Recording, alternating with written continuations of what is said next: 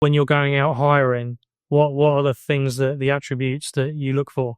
We try to find the scrappy, street smart people who generally can figure anything out.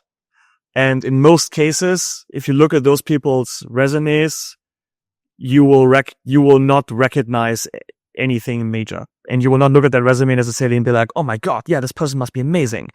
I would say likely all of our top performers in this company, making the brand statement right now, maybe there's one or two that I'm wrong about, are not coming from great logo companies before they're here. And I think it's about finding these, I don't want to call it diamonds in the rough because they're incredible talents and they are that already. But they had to work for their success, and that's why these people are good. I had a good example of we were hiring like a head of growth and so on.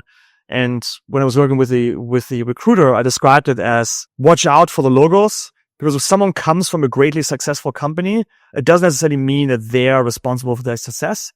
And very likely in their day to day, it was easy. It was easy for them because this company already had some viral moment, or they already gone on some slope and the machine is running now and it's going, if you were, were in Airbnb for a long time, for example,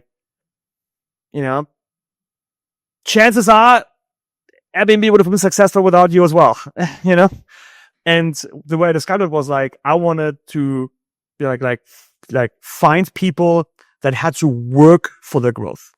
They had to fight for their growth. It was not handed to them because of some viral moment. It was not handed to them because the company was already successful or whatever, but they had to work for their growth. And so we looked at people that came from ticketing startups, of highly competitive space, super undifferentiated product.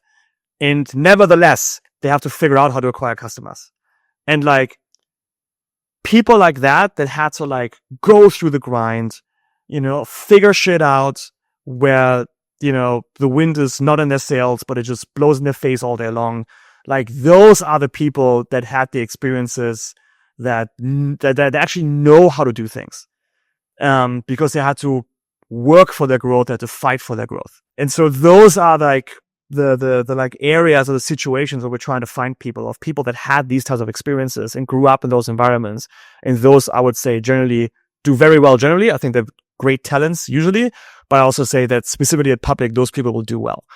And, we used to have this little hiring guide in our internal notes. And I literally wrote this line of beware of the badge hunters, where it's beware of these people that I mentioned earlier of come from Stanford, and then I went to Google, and then I went to Meta, and then I went to Stripe, and blah, blah, blah, because chances are these people are first not motivated by actually building successful companies. They're motivated by building their own resumes. And, you might see them having, profile pictures on LinkedIn where they are with a microphone in their hand, sitting on some meetup or something, and we want to avoid those people as much as possible. And so the scrappy people that had to really work for their growth and, have actual successes to show that they're responsible for with their own bare hands. As a young person who might be listening to this podcast, what else would you look for if they're early in their career and they don't have much of a scrappiness in terms of the companies they might have worked for? What stuff would you look for outside of work that might be on their CV or resume? I mean, side projects is always a good example. I think when, I like seeing when people have side projects, because it also means they have a little bit of a 0 to 1 mindset of being able to build something from scratch, figure something out from scratch. And with that, I don't mean the people that create the industry leadership group that meets once a month and they feel good about sitting on a Zoom call together. Not that, but making something, from scratch, side project, that kind of stuff I think is always a great sign.